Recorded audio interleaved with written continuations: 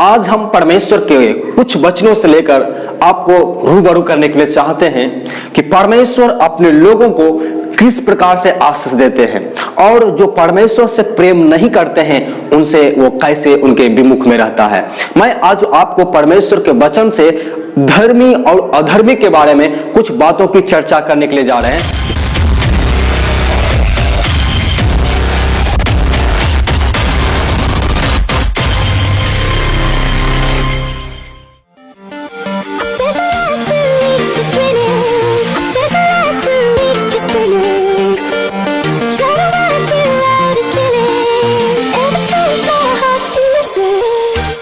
मसीह में प्यारे भाइयों और बहनों, प्रभु यीशु मसीह के मधुर नाम में आप सबको जय मसीह की।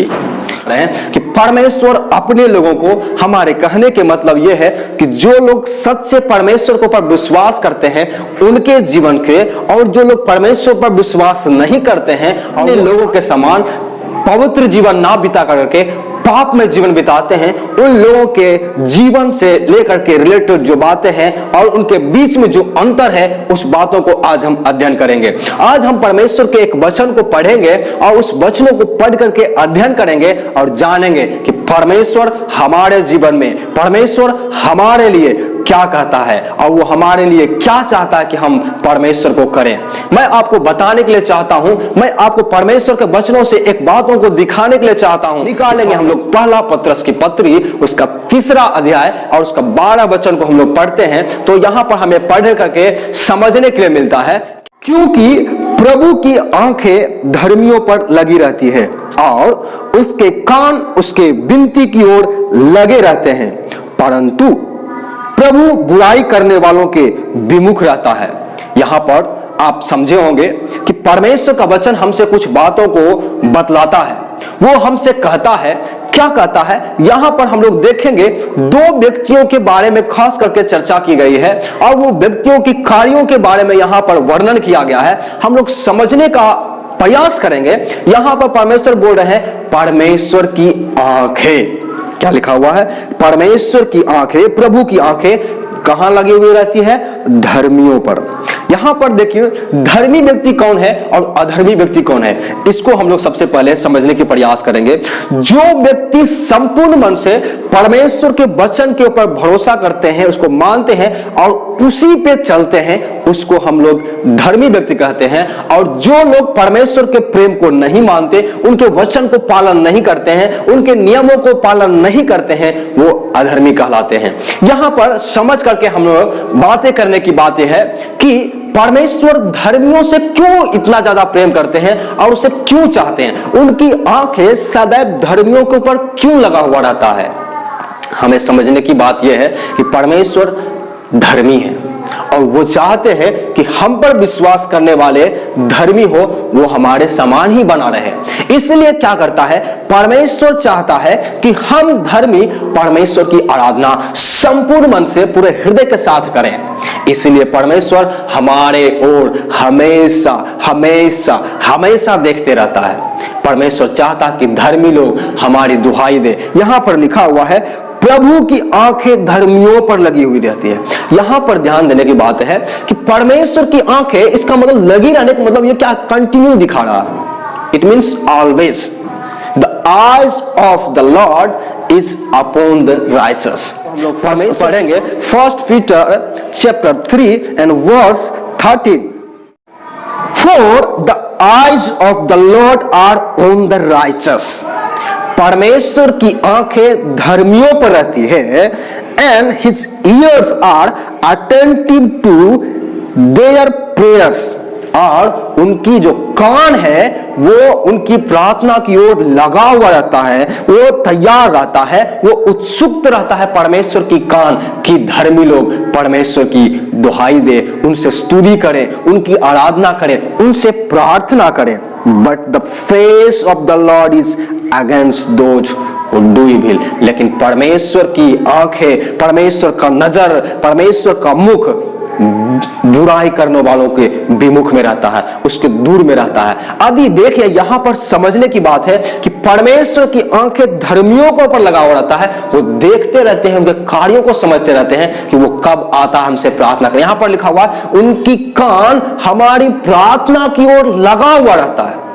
जैसा कि हम लोग गीत गाते हैं, आंखें धर्मियों पर लगी रहती है, कान उसके दोहाई पर लगा रहता है। आंखें धर्मियों पर लगी रहती है, कान उसके दोहाई पर लगा रहता है। हर विपत्ति से छुड़ाता है, हर विपत्ति से छुड़ाता है। हर पल मुझे चलाता है, हर पल मुझे चलाता है। लज्जित न होऊंगा मैं, अब्बा मैं तेरी संतान, कभी भी लज्जित न होऊंगा मैं। It means the God waits for me that I could come to pray Him. हमें परमेश्वर से प्रार्थना करने के लिए उनके पास आना चाहिए, क्योंकि परमेश्वर हमारी प्रार्थनाओं का वो इंतजार करते रहते हैं। परमेश्वर हमारी प्रार्थनाओं का इंतजार करते हैं, लेकिन हम धर्मी लोग कहलाते हैं, परमेश्वर पर विश्वास करते हैं, उनके वचन को बोलते हैं कि पालन करते हैं, लेकिन सच में हम प्रार्थना का जीवन में यदि नहीं रहते हैं तो परमेश्वर हमारे लिए जो वेट करते रहते हैं। कोई भी वेट कितना करता आप समझते हैं, परमेश्वर लेकिन हमारे लिए वेट करता है। हम आना चाहिए, हम घुटनों में आना चाहिए, क्योंकि हमारे प्रति परमेश्वर हमेशा देखते रहता। उनकी आंख सदैव हम धर्मियों के ऊपर लगी हुई रहती कि when my child come to me, when my child will come to me, वो हमारे बच्चे कब घुटनों में आएगा, कब वो मुझसे प्रार्थना करेगा, कब वो हमसे विनती करेगा। इस प्रकार से परमेश्वर हमारी प्रार्थनाओं को सुनने के लिए हमारे लिए चाहता रहता है, वो उत्सुक रहता है। और उसके कान के बारे में बात करें तो क्या करता है, लगा हुआ रहता है।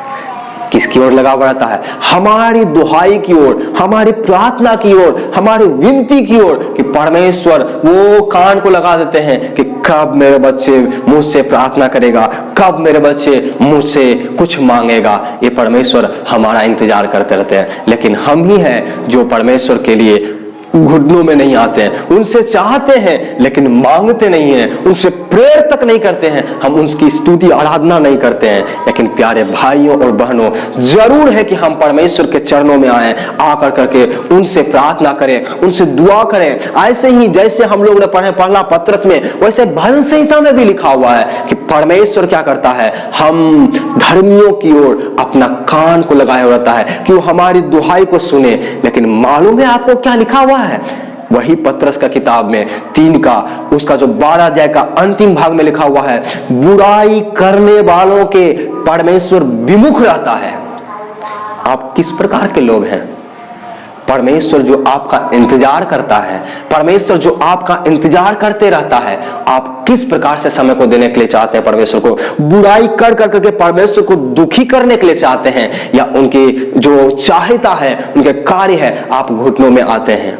परमेश्वर आपके प्रार्थनाओं को सुनने के लिए आपको देखते रहते हैं, अपने कान को आपकी ओर लगाए हुए रहते हैं, लेकिन हम हैं जो आने के लिए चाहते नहीं है, हम जो है मानने के लिए तैयार होते नहीं है। लेकिन परमेश्वर का वचन जो बतलाती है, हम उसे अवश्य पालन करना चाहिए। यदि हम बुराई करने वाले हैं तो परमेश्वर हमारा विमुख रहेगा, वो हमारे साथ नहीं रहेगा। परमेश्वर बोले हैं मैं तुम्हारे साथ रहूंगा, लेकिन जब हम पाप करते हैं, बुराई करते हैं, तो परमेश्वर हमारे साथ ना रह करके वो हमसे अलग हो जाते हैं। परमेश्वर बोले हैं तुम मुझ में बने रहोगे तो फल लाओगे, लेकिन यदि तुम मुझ में बना नहीं रहेगा तो काट दिए जाओगे। हम भी वैसे ही करना है। हम किस प्रकार के बातों में होने के लिए चाहते हैं? हम काट दिया जाने के लिए चाहते हैं या फल लाने के लिए चाहते हैं? हम धर्मी है तो प्रार्थना करना चाहिए। परमेश्वर से जब हम प्रार्थना करेंगे, जब उनसे दुआ करेंगे, परमेश्वर हमारी प्रार्थना को सुनकर करके हमें उत्तर देगा, हमारी जरूरतों को पूरी करेगा। भजन संहिता 34 का उसका 15 में और 16 में पढ़ते हैं तो यहां पर हमें पढ़ने के लिए क्या मिलता है?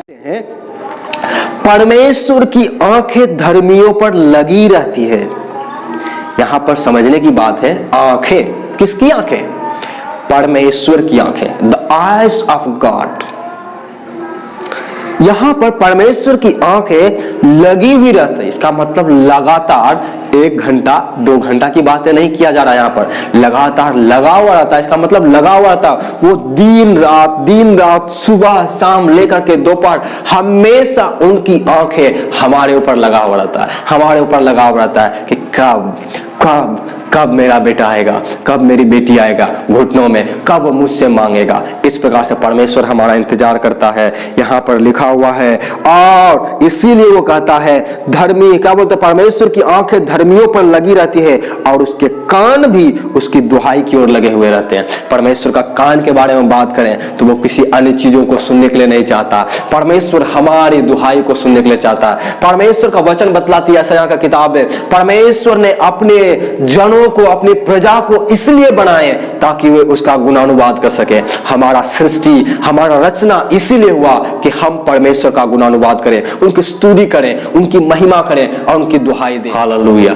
जब हम इस प्रकार के कार्यों को करते हैं, परमेश्वर हमारे जीवन में काम करता है और वो हमें आशीष देता है। परमेश्वर आप लोगों को इस वचन के अनुसार आशीष देने पर